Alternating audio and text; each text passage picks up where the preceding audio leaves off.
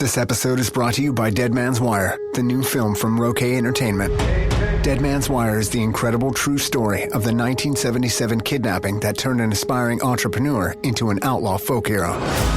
Directed by legendary filmmaker Gus Van Sant, Dead Man's Wire stars Bill Skarsgård, Dacre Montgomery, Carrie Elways, and Myha'la, with Coleman Domingo and Al Pacino. Now playing in select theaters everywhere January 16th.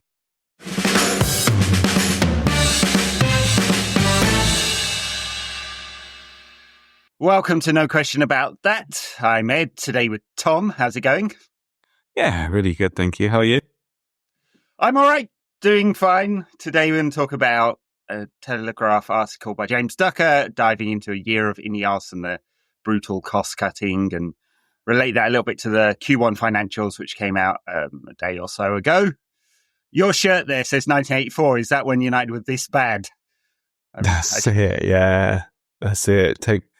To be fair, kind of take me back to those days, though. At least they, I mean, having fun. Where did we finish in 1984? I'm trying to think how far down the table. We won the cup in '83, obviously, and then again in '85, '84.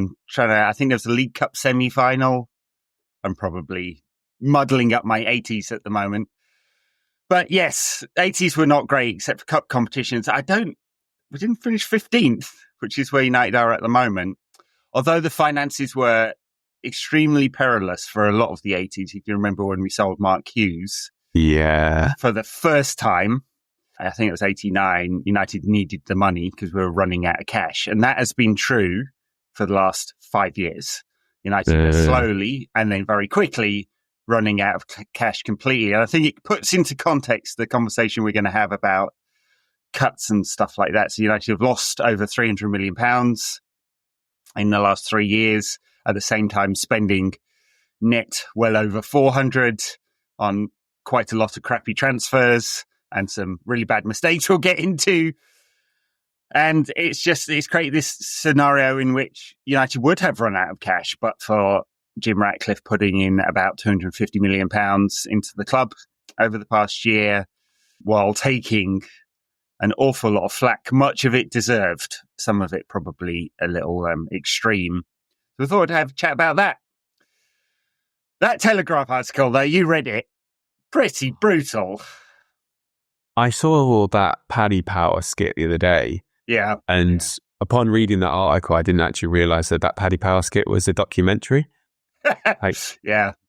I can't believe reading it. I was like, this. There were things that like you would think, oh, in this Paddy Power skit, it's a bit far fetched. Like it's but like what was the one? This sellotape. Like they couldn't afford sellotape or something. I can't remember that one. They returned it because they did a big stationery order, and the manager said nope. And bulk vegetable buys had to go through like special order at Carrington. Like, I mean, these are kind of like funny anecdotes and funny sound bites, but I mean, if you were a supporter of anyone but United, you would be laughing your head off right now. I mean, it's even funny to us, but like, it's funny in the fact that if you don't laugh, you'll cry kind of way. Yeah. Like, how has this institution turned into this so quickly? Well, it gives off Risdale at Leeds vibes, doesn't it? After they spent way more than they could afford chasing the dream. And then had to cut everything as a result. So, I mean, I'm sure it's funny for lots of people. This is a failing of United's own making, 100%, right? There's nothing, no external force outside the club that has told United to mismanage the club this badly. But the stem, the root, the fish rots from the head down is the Glazer family and their takeover, right? So you can run this all the way back to like the debt, so 600 and something million pounds of debt to take over the club, leverage buyout. That has not fallen at all in the 20 years. There aren't the PIK loans, the payment in kind loans that were there at 14 and something % back in the day. Most of it's on long-term senior secured bonds, as they say, which are actually due in 2027, by the way. So the interest rate paid on those, it's not horrendous. It does fluctuate with Forex, as we saw in the Q1 results. The dollar to pound changes. made quite bad because the debt is denominated in dollars, but we pay obviously mostly in pounds. So that has caused a problem. It cost us about £10 million in the last year. But that's the root of the problem. The second thing is the mismanagement of the club, particularly around transfers and how we've got something like, I'd say, I mean, you might have a different opinion, 80 to 90% of our transfers wrong over the last decade. They've just failed completely. And then the third part, which is the piece that for the moment, Ratcliffe and the INEOS team seem to have focused on, is what they're calling quote unquote bloat. So United had about 1,200 employees when he joined, compared to, say, about 600 at Manchester City, about similar at Arsenal, slightly fewer. And this is where he's focused. He's focused on first thing that went with the corporate credit cards, and then capping spending by anyone at the club. So Omar Barada, for example, only has a £25,000 sign-off limit. I used to have more than that, quite a lot more than that, I'll let you know. Yeah, orders of magnitude more, in fact. So there's that part of it, the cost-cutting right across the board, people not being able to go to the cup final, saving on the ticket allocation expense for away tickets in Europe, cutting the staff bonus for stewards. Paddy Power was making fun of them refilling Heinz ketchup bottles with a cheap own brand. It wouldn't surprise me to find out that was true either. So those are the three main areas, right? So get transfers right, reduce the cost base, which is brutal in human terms, right?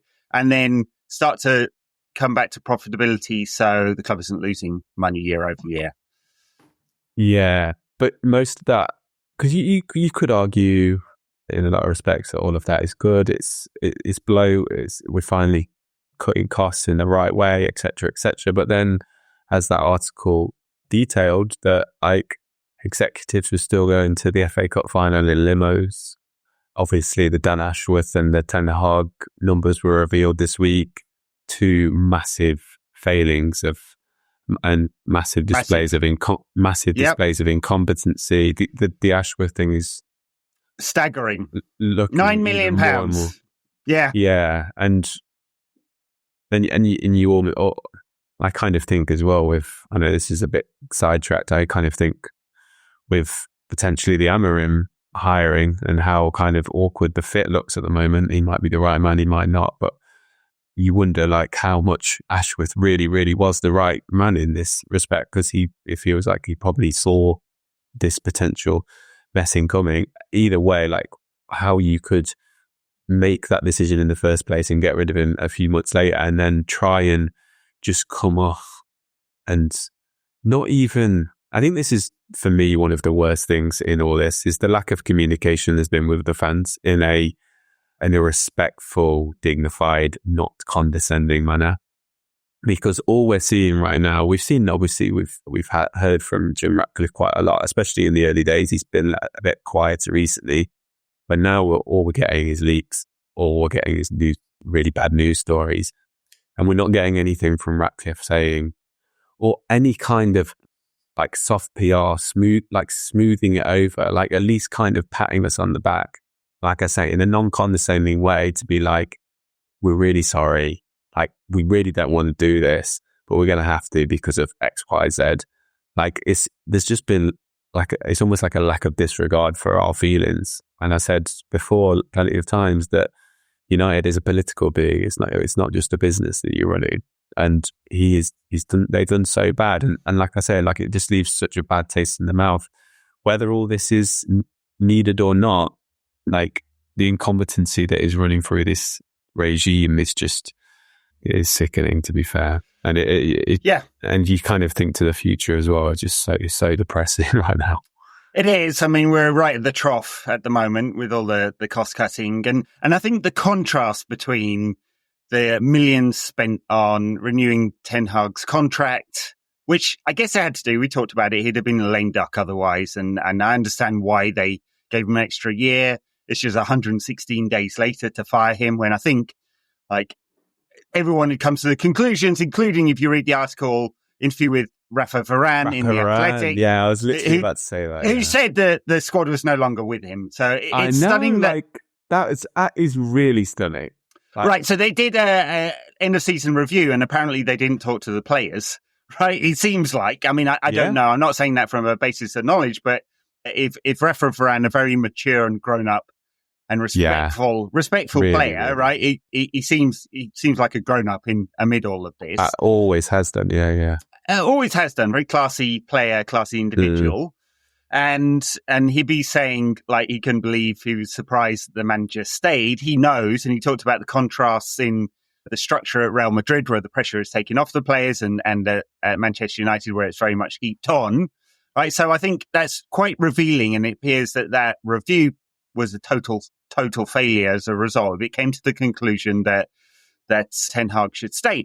Now, we don't know exactly the discussion between the players, because that's never come out, right? And I don't suppose it will. Why would Ratcliffe, Brailsford, Barada, Ashworth and Wilcox say what they spoke to each other on Ratcliffe's boat in Monaco, or in Tenerife when they ordered Ten Hag to come for his thumbs up, thumbs down, the emperor says no or yay type scenario. So we don't know exactly how they came to that conclusion. Maybe Ashworth fought to keep him, and that was the clash that broke the camel's back.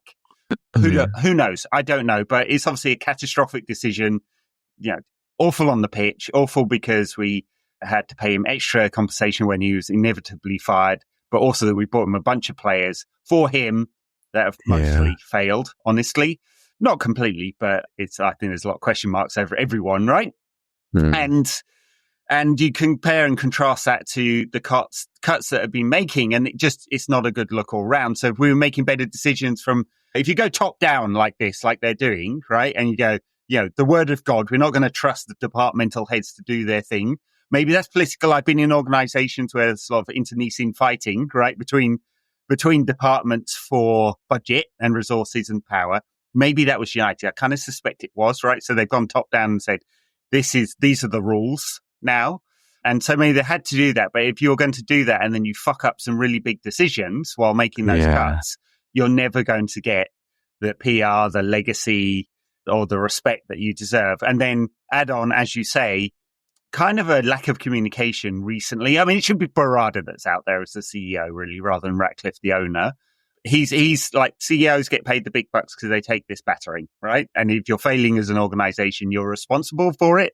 And so he should be out there explaining what they're doing and why, and the path to success, given that we've got this goal of 2028 of winning the Premier League, which seems completely fucking fanciful right now, doesn't it? But if they're saying, right, we're cutting to the bone right now in order that we can rebuild again, and here's our vision and our strategy for doing that, it's not giving away any company secrets that someone can copy, right? But it's respectful to the fans who are wondering what the fuck's going on.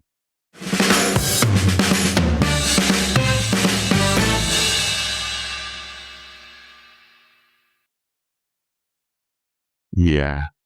I just can't even find any positivity at the moment to anything that INEOS are doing in any single respect, because we just kind of said, so I think there's 14 million for Ten Hag.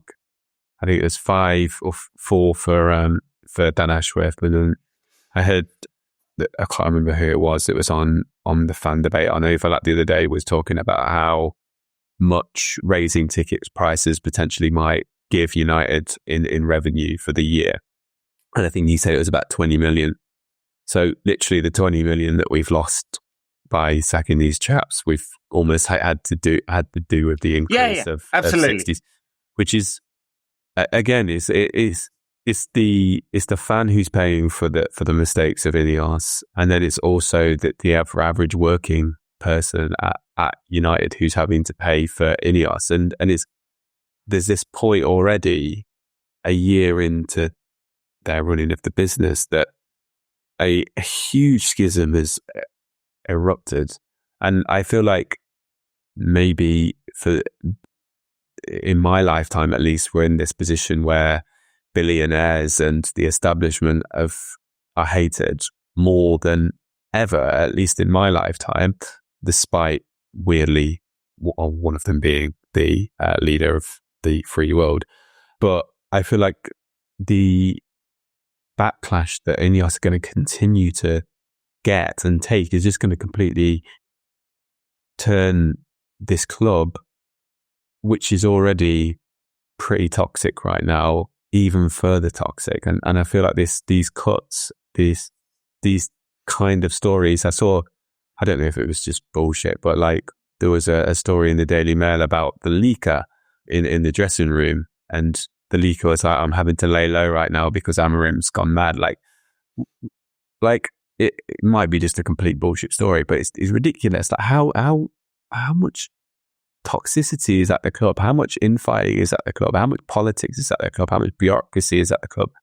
And I just feel that, especially with everything that's going on, the fan base is just going to become even more anti what and everything that INEOS stand for. And we're also going to become a lot less trustful in Amorim, I think, immediately, because I feel like with Amorim, we've heard him speak. He's great at speaking. He's amazing at talking to the press. He did a great job at Sporting. But the only thing apart from those two things, and a Sporting thing is great, but it's in the Portuguese league. The talking in the press is great, but it doesn't really show on the pitch. And the only thing that at the moment we're kind of hanging our hat on is that INEOS have made the right decision to hire this guy. Because on the pitch, we see nothing to indicate that he's doing the right job. Therefore, that INEOS have made the right decision to hire this guy. I mean, considering everything else that INEOS have done wrong, I'm not saying that INEOS is the wrong guy, Amorim is the wrong guy, but considering everything that INEOS have done so far, it doesn't really give me a lot of trust in Amorim. Yeah. And I feel like that's just going to continue to, all of this toxicity is just going to make everything else worse. And it's already, Amorim's even acknowledged it himself, like these cuts, these redundancies are having an effect on the players. Like it's all just creating such an incredibly toxic culture, which already existed. That effect on the player comes back to the Varane point, doesn't it? About shielding players from the pressure and the stresses of what's going on. And it appears that United don't do that very well. Like, I don't want to come across as having any kind of sympathy for Ratcliffe and INEOS here. I just kind of understand what they're doing and why they're doing it. The compare and contrast is the worst bit. Like the 20 million that it's cost to retain Ten Hag, sack him, bring in Ashworth, sack him, hire Amorim, like contrasts really badly with sacking 250 people and perhaps another 100 more. Now that has reduced the cost base at the club by over 40 million per year. The playing cost base is coming down as well. It will come down further this summer when a few sort of high-paid players leave. That fits very well with what Amorim did at Sporting and his sort of plan there. He likes working with younger players, right? So I kind of see where it's all coming from. It's just all fucking horrible, absolutely horrible. And I feel for people who are probably earning 30 grand a year at United doing normal jobs, whose bonuses have been cut, who thought they had a job one day, their dream job, working for pennies in football, because normies in football do not earn big salaries, right? And because of the loyalty factor, a dream job, and it's just gone away, right? And so that's the brutal side of things. Like probably, in my former life as a kind of strategy consultant, I'd have been looking at similar things like what is the return on investment you're getting for all this stuff? The thing in football is like it's all at the top end, right? So you make a bad player transfer, Mason Mount, on a couple $100,000 a week plus the 50 odd million to bring him in. That just dwarfs anything you're going to do by firing the tea lady and some catering staff and the security team and the marketing team and all of this kind of stuff, right? So you absolutely, and Ratcliffe has acknowledged this himself, actually. In one of his earlier interviews, he said, we've got to get the transfer thing right. They've got to get the transfer thing right. It dwarfs everything else. And United have got this so badly wrong for a decade, like just total failure after total failure. Net over $1 billion spent in the last decade, add a couple of billion more in wages on failed players. There's 5 trophies to show for it over the last decade, 2 FA Cups, 2 League Cups, the UEFA Cup by United's historical standards. That's a total failure. And we know, especially post-COVID, That's all been done on the credit card, and the club is on its knees right now. Like, no doubt about that. Right? There is a path forward. That path forward basically goes through the Glazers selling out and there being an ability to refinance all that debt or pay it off, right? Either, it doesn't matter, right? One way of, and then making better decisions as a result. Now, we've seen in the last couple of days, Avram was doorstepped, as people like to do, because he likes to go to lots of public shit. And he said no. I have seen the freak out online about that. And I just want to say there's no way he could have said anything else, right? Just like, there's no way you can start actively marketing the sale of shares in the club because someone from the BBC has doorstepped you, or Sky or whatever. You just cannot do it, right? That would generally be considered market manipulation, right? And Elon Musk, now president of the United States, was almost kicked off the board of Tesla because he was using Twitter to boost the stock, right? So, like, they're not going to say anything different. Ratcliffe said the same thing in his interview with Andy Mitten in UWS a couple of months ago.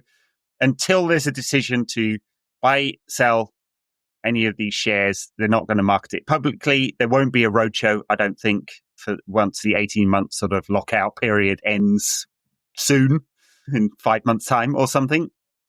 And so there's been a lot of chatter about that. Let's just dismiss the Qatar thing again. I feel like I have to repeat this over and over again.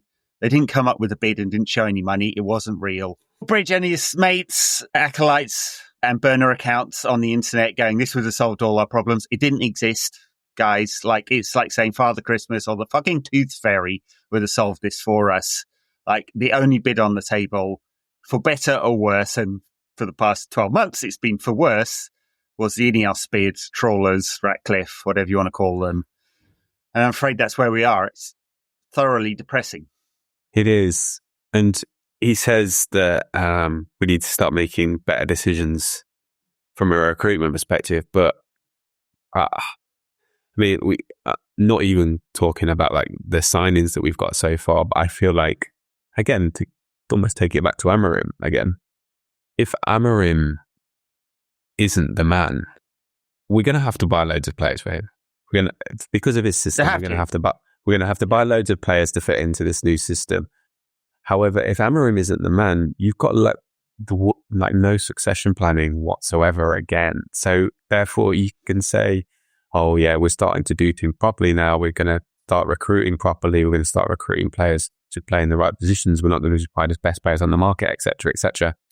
Get all that fantastic, but Wilcox is supposed to be brought in, another obviously INEOS hire, to come up with a style of play, which we've obviously completely deserted by just appointing Amorim, who might be the messiah, he might be the main guy, he might just not be. But therefore, we're doing the same thing as what we did with Ten Hag. Yeah. We're putting all our eggs into one basket, and therefore we're going, you've got to sort out all our problems. And if you don't sort out all our problems, we're going to be absolutely fucked. We're going to be absolutely fucked. Just imagine the scenario in which the current form, which is basically relegation form, right? I know there was, you could say there was 6 wins out of 8 or something like that. One of those. Yeah, that's weird. When you look to the fixtures and you're like, what? How have we won that many games recently? There were some dreadful performances in there, and one of the 6 is the cup victory over Arsenal, the penalty shootout victory. So yeah, make of that what you will. But if United continue losing more than 50% of their games, which is the record under Amorim, and we finish 15th, 16th, 17th, not going to get relegated, but out of both cup competitions, the disaster scenario in which Berardo, Ratcliffe go, actually he isn't the man. I mean, what on earth comes next, right? So they are going to have to back him. Whatever happens, they're going to have to back him. And that, unfortunately, with finance is going to be sell to buy. So if they can get rid of big names that are saleable, they will. Unfortunately, there aren't too many saleable assets at the club right now, apart from the younger players, which no one wants to see go, because that's the way you build in this scenario, younger players who are hungry, right? So unfortunately, the players they'd love to sell, Casemiro, Mason Mount, Højlund, they'd love to get rid of all 3 of those. I know I'm picking on them. There are others. those are the most difficult ones to sell, right? Expensive fees, large wages, no track record, right? So we're in a really, really difficult position, unfortunately, and there's no easy fix. And no matter how much people shout about like the tooth fairy coming to save us, that isn't going to happen. It's 2 years of real pain to come. And hopefully after those 2 years, we see light at the end of the tunnel. Tom? Well, yeah, like if there isn't light at the end of the tunnel though in 2 years, and Amorim is a disaster, I'm not saying that he will be, but like we are literally putting everything onto him at the moment. Like everything is onto him because of the way he played and the way that we're going to have to completely reshape the squad to fit his style of play. And I feel like that's just absolutely insane. The more I think about it, the more insane I think it is. And I hope to God that he's the right man, because again, I think he speaks amazingly. He feels like almost everything he says seems to be the right thing. And he resonates so much with us. He gets where United are as a club. He gets us as fans of how we feel and what we think. But to do this when we're in the position that we are now, and we've seen all the financials, we've seen how basically fucked we are, and how dependent we are on getting recruitment right. If this fails, like we are in some real shit. Great. What a lovely sentiment to end on. We'll close out there. Thank you, listeners, viewers, wherever you are. Thank you, Tom. Thank you. Catch you next time. Bye now.